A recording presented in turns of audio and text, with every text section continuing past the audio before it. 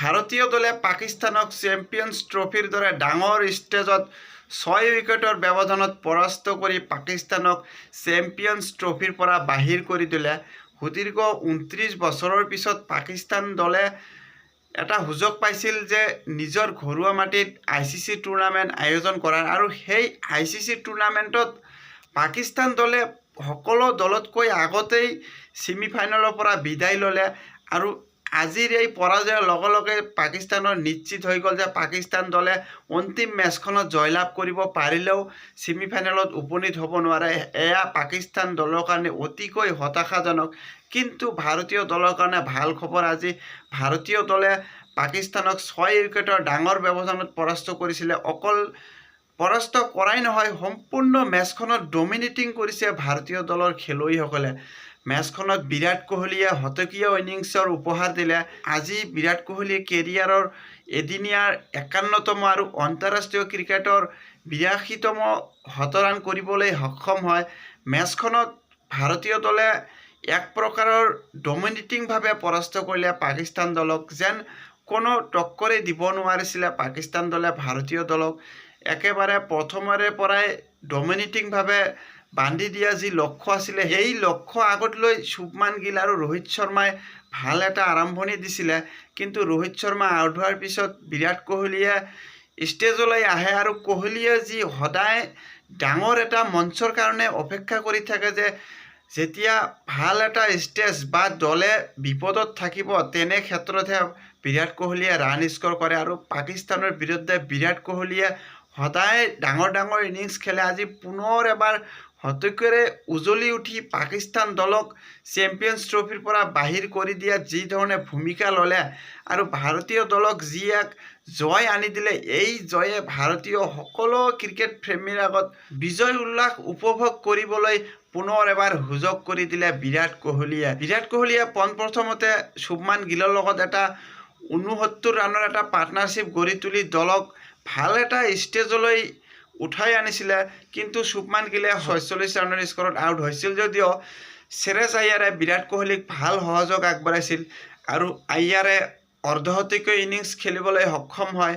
পিছলৈ কিছু এক্সিলেটৰ বঢ়াবলৈ গৈ শ্ৰেয়স আয়াৰে নিজৰ উইকেট হেৰুৱাইছিল যদিও বিৰাট কোহলী উইকেটৰ যি গুৰুত্ব, সেই গুৰুত্ব বুজি পাই বিৰাট কোহলীয়ে এক দৃষ্টিৰে খেলি আছিল, যে ছিংগল ডাবল লৈ দলৰ যি জয়ৰ সেই দুৱাৰ, একেবাৰে দুৱাৰৰ স্থলীলৈ গৈছিল।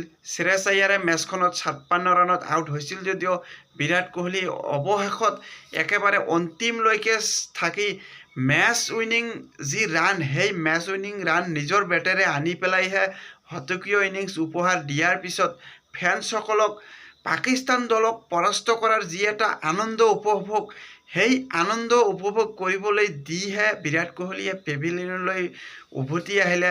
আৰু কোহলী সকলো ষ্টেজতেই শতকীয় ইনিংছ খেলিছিল, কেৱল মাত্ৰ চেম্পিয়ন্ছ ট্ৰফিৰ দৰে ডাঙৰ টুৰ্ণামেণ্টতেই বিৰাট কোহলীৰ শতকৰ মুখ দেখা নাছিলে। কিন্তু অৱশেষত আজি পাকিস্তানৰ বিৰুদ্ধে চেম্পিয়ন্ছ ট্ৰফিত শতক অৰ্জন কৰি দেখুৱাই দিলে যে কিয় বিৰাট কোহলী বিশ্ব ক্ৰিকেটৰ এজন গ্ৰেট খেলুৱৈ হয়।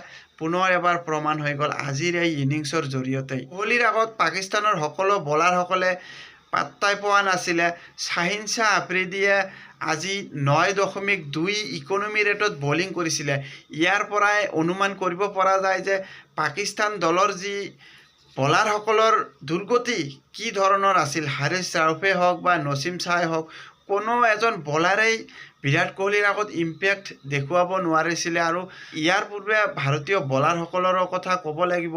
সকলোৱে কৈ আছিলে যে যশপ্ৰীত বুমৰাক আজি নিশ্চয়কৈ ভাৰতীয় দলে মিছ কৰিব, কিন্তু তেনে মুহূৰ্ততে হাৰ্দিক পাণ্ডিয়াই যি ধৰণে স্পেল কৰিছে সেয়াও একেবাৰে টপ ক্লাছ আছিলে। আৰু অৱশেষত কুলদীপ যাদৱেও যি ধৰণে স্পেল কৰিছিল সেয়াও ক্ৰেডিট দিব লাগিব। কেৱল মাত্ৰ উইকেটহে লাভ কৰা নাছিল, আৰু কুলদীপৰ বল চাই এনে লাগিছিল যেন কেৱল মাত্ৰ এটাহে উইকেটৰ প্ৰয়োজন। কুলদীপ যাদৱৰ যি সেই পূৰ্বৰ কনফিডেন্স লেভেল, সেই কনফিডেন্স লেভেল উভতাই আনিবৰ, আৰু অৱশেষত এটা উইকেট পোৱাৰ পিছতেই কুলদীপ যাদৱে এনে এটা ছিচুৱেশ্যন ক্ৰিয়েট কৰিছিল যে হয়তো হেট্ৰিকো অৰ্জন কৰিব পাৰিলেহেঁতেন।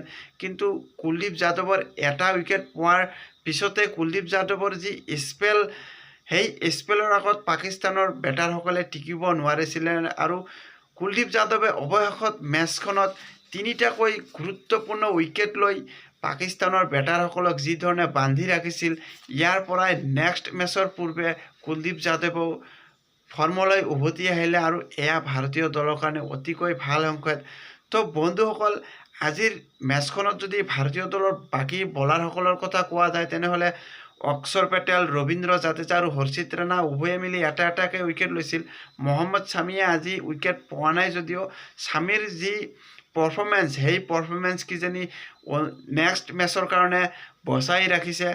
তো বন্ধুসকল, আজি উপভোগ কৰক, আজি এটা আনন্দৰ সময়, আজি এই মুহূৰ্তটো সকলোৱে উপভোগ কৰক। তো ভিডিঅ'খন আৰু দীঘলীয়া নকৰোঁ, ধন্যবাদ।